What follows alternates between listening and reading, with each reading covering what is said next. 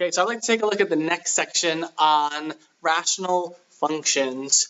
So, definition of rational function is a rational function here is of the form f of x is equal to p of x divided by q of x, where p of x and q of x are polynomials. So far in this chapter, what we've been covering are polynomial functions. So we introduced quadratic functions in the beginning, then we looked at polynomials. We tried to sketch those using things like end behavior, zeros, multiplicities of zeros, and intercepts.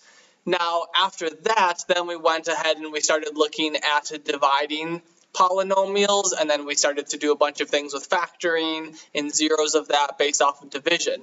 Now, one thing is when we divide polynomials is that we actually form a new type of function, is we can define this as a rational function. So that's all a rational function is a polynomial divided by a polynomial.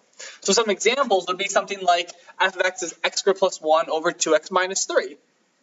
X squared plus 1 is a polynomial, 2x minus 3 is a polynomial. Great. Rational function. Here another example, 1 over x minus 3. 1 is a polynomial. It's a weird looking polynomial. It has a degree of 0, but it's still a polynomial. And this is x divided by x minus 3. That's also a polynomial. So this is another example of a rational function. So one of the most simple and basic ones that give us an interesting type of graph is the function 1 over x. So 1 over x, if you were to graph this on your graphing calculator, you would get a function that looks like the following. So it looks like here I have kind of one piece that's up here in this first quadrant, and I have another piece that's down here in this third quadrant. So a few things that we know about this function. We know, for instance, what the domain of this function is. Remember, to find the domain of a function is you must always see where are we dividing by 0. If we're dividing by 0, we want to get rid of those numbers. So in this case, we're dividing by 0 when x is equal to 0. So the domain of this function is negative infinity to 0, not including 0, and then 0 to infinity, not including 0. So it's basically all real numbers except for 0. So rational functions might have something unique because we're dividing by a polynomial. That polynomial might be equal to 0. So some ways that we can start to mathematically describe what's going on here is by using this notation. So this notation should look familiar. We saw this when we looked at polynomial sketches. We should hopefully have the word end behavior come to our mind when we think of this. So this, as x goes to infinity, f of x goes somewhere, and then as x goes to negative infinity, f of x goes somewhere else. So these two are describing end behavior the same way that we did for polynomials. Now, what's unique about rational functions is that it might not always be plus or minus infinity. When we looked at polynomials, these answers were always plus or minus infinity. It was either going to be infinity or negative infinity, one of that. But rational functions, we see here, is that when we look at this function as x goes to infinity, we're saying x is just shooting off to the right. X is getting super, super large. Where is our function approaching? Well, in this case, it's not approaching infinity. It's also not approaching negative infinity. This is just going to kind of flatten out and approach 0. So as x goes to infinity, our function f of x is going towards 0. Similarly, if I go in the other direction, so as x goes to negative infinity, so it keeps going further and further to the left in this way, we see that our function is also approaching 0. Now, the fact that this is approaching 0 in like a positive way and this is approaching it from a negative way, it doesn't make a difference to us. It's just approaching the number 0. Now, this is new notation. So this is the same thing as end behavior. This is going to be slightly new notation. So what we're saying here is that x is going to approach 0, but this plus sign, this means from the right.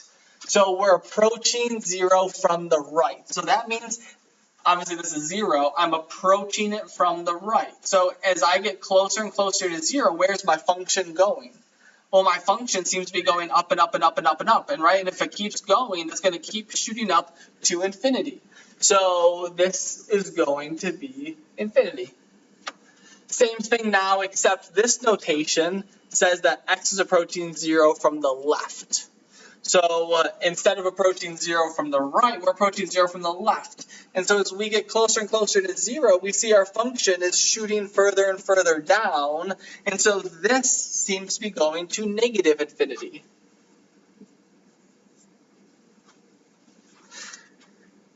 Now, this is going to be notation that if you go on and you take something like a calculus class or business calculus class, you're going to be using this notation a lot more frequent, but this is still going to be very important for us to remember. So this is going to lead us to some definitions. These are going to be very special definitions about rational functions. So this first one, so this says that if f approaches positive or negative infinity as x gets close to a number c. Okay, so what that means is as x gets close to some number, so here, for instance, x gets closer to 0, if our function is approaching positive or negative infinity, what's going to exist there is a vertical asymptote will exist at x equals c. Now, a similar definition, almost, is that now if our function approaches some number as x goes to positive infinity or negative infinity. So here's our end behavior. If our function is as we're approaching off to the sides, if we're getting closer to some number, not infinity, infinity is not a number, if it approaches a finite number, then y equals b is going to be a horizontal asymptote. So we have these two ideas of vertical asymptotes and horizontal asymptotes. Those are something that appears now with rational functions. We go up here to infinity, we go down here to negative infinity, these are going to form vertical asymptotes. As we approach to the sides, we approach a number, those are going to be horizontal asymptotes. So in this example, what we have shown is that we see that y equals 0 is a horizontal asymptote.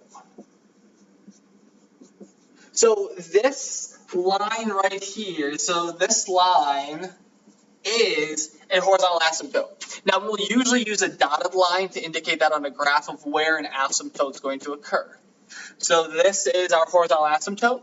And remember, y equals, this is the equation of a horizontal line. So, well, I guess in general, y equals is a line, y equals a number is a horizontal line. Now, on the other hand, x equals 0 is a vertical asymptote. So x equals 0 is a vertical asymptote because we said here for a vertical asymptote, our function has to be going up to positive or negative infinity, at least one of the ways. So this, because we shot up to infinity here, we have ourselves a vertical asymptote on this graph. So again, we often use dotted lines to indicate asymptotes. So we now have both a vertical and a horizontal asymptote. X equals 0, remember, this is the equation of a vertical line, right? So x equals a number is a vertical line, and y equals that is a horizontal line, hence horizontal versus vertical asymptotes. So when it comes to now graphing these, we'll start to take a look at how do we look at a general equation to graph it, and how can we look at them and start to determine what are going to be horizontal and what are vertical asymptotes. The last thing I want to mention is a very popular misconception that you may have had from high school. If you did see things like asymptotes, vertical and horizontal asymptotes, you may have been told that a function can never touch its own asymptote. That is not true. So some people when they try to sketch it, they're trying to avoid crossing, say, a horizontal asymptote. It's not true. You could have a function cross its own horizontal asymptote. You could also have a general function also cross its vertical asymptote. It's just not going to be a rational function. Those would be a piecewise function.